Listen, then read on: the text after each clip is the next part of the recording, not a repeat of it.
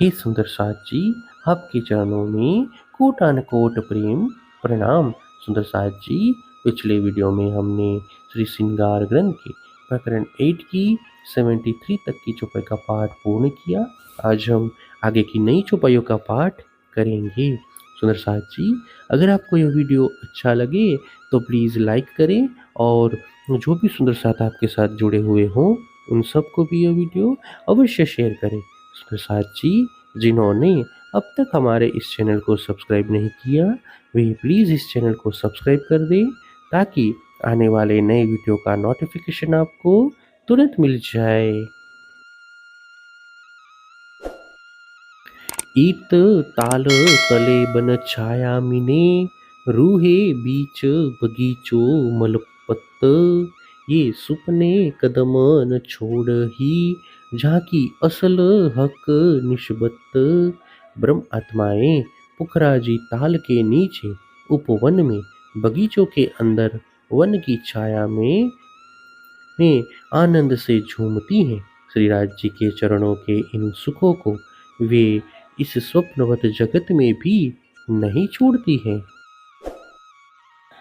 केती चक्राव से बाहिर जोए तले चबूतरे निकसत रूहे खेले तले कदम के जाकी असल हक निस्बत।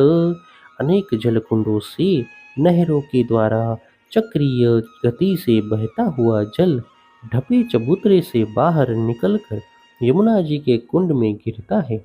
यहाँ पर श्री राज जी के चरणों में बैठकर खेलती हुई ब्रह्मात्माएं इन दृश्यों को देखती हैं। जोए चबूतरे कुंड पर ऊपर बन झुमत ये कदम सुख मोमिन ले वही झांकी असल हक निस्बत। श्री यमुना जी के ढके हुए चबूतरे तथा मूल कुंड के ऊपर वन के वृक्षों की शाखाएं झूमती हुई सुंदर दिखाई देती हैं। ब्रह्म आत्माएं श्री राज जी के चरणों में बैठकर इन सुखों का अनुभव करती हैं। जमुना जल ढापी चली ये बैठक शोभा अतंत ये सुपने कदम न छोड़ ही झांकी असल हक निस्बत। यमुना जी मूल कुंड से निकलकर कुछ दूरी तक ढकी हुई प्रवाहित होती हैं। इनके तट पर विश्राम के लिए अति सुंदर विश्राम स्थल हैं। दामधनी के ये अंगनाएं स्वप्न में बैठकर भी उनके चरणों के इन सुखों का अनुभव करती है। दोवों किनारे ढापील आगू जल जोए खुलत रूहे क्यों रहे इन कदम बिना झांकी असल हक निस्बत। दोनों किनारों से ढका हुआ यह जल आगे चलकर खुले रूप में प्रवाहित होता है। इस मनोहारी दृश्य का अनुभव करने वाले श्री राज जी के इन चरणों को ब्रह्म आत्माएं कैसे छोड़ सकती हैं। एक मोहल एक चबूतरा जाए जोए पुल तले मिलत रूहे एकदम क्यों छोड़ ही झांकी असल हक निस्बत। यमुना जी के तट पर मोड़ से लेकर पुल तक क्रमशः एक चबूतरा एवं एक देहुरी है। यहाँ से बहता हुआ जल केल के पुल के नीचे तक पहुँचता है। यहाँ से यमुना जी दूसरे मोड़ तक सीधी बहती हुई चलती हैं।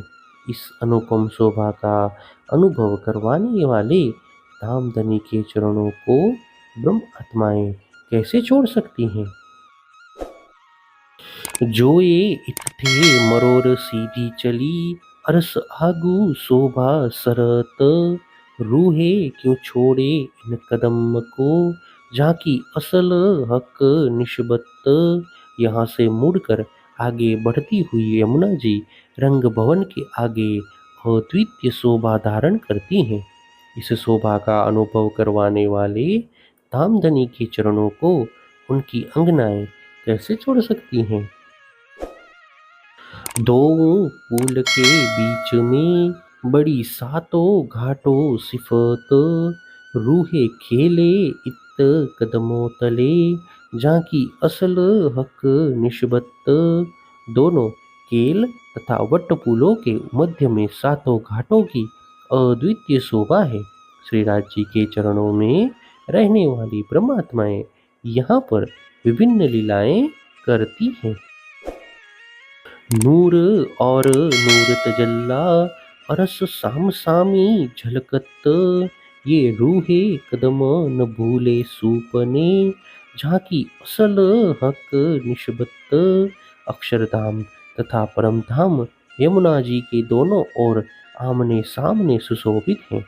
इस अनुपम दृश्य का अनुभव करने वाले धामधनी के इन चरणों को उनकी अंगनाएं स्वप्न में भी नहीं भूलेंगी।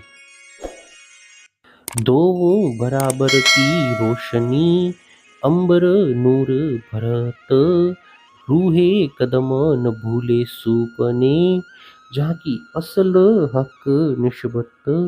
दोनों धामों का देदीप्यमान प्रकाश पूरे आकाश में व्याप्त होता है। ब्रह्म आत्माएं स्वप्न में भी अपने धनी के चरणों को याद करती हुई इस दिव्य शोभा का अनुभव करती हैं। अरस जीनी नूर अपार है, इतके बासी बड़े बखत, महामत रूहे हक जात है, झांकी हक कदमों निस्बत। परमधाम की दिव्य भूमि का प्रकाश अपरंपार है। महामती कहते हैं, यहाँ पर रहने वाली धामधनी की अंगनाएं बड़ी भाग्यशालिनी हैं। उनका ही मूल संबंध श्रीराज जी के चरणों से है। प्रकरण 8 चौपाई 527। हे सुंदर साथ जी, इसी के साथ श्री श्रृंगार ग्रंथ का प्रकरण 8 पूर्ण होता है। आगे की वीडियो में हम नए प्रकरण का पाठ करेंगे। सुंदर साथ जी, अगर आपको यह वीडियो अच्छा लगा तो प्लीज़ लाइक, शेयर और सब्सक्राइब अवश्य कर दें। प्रणाम जी।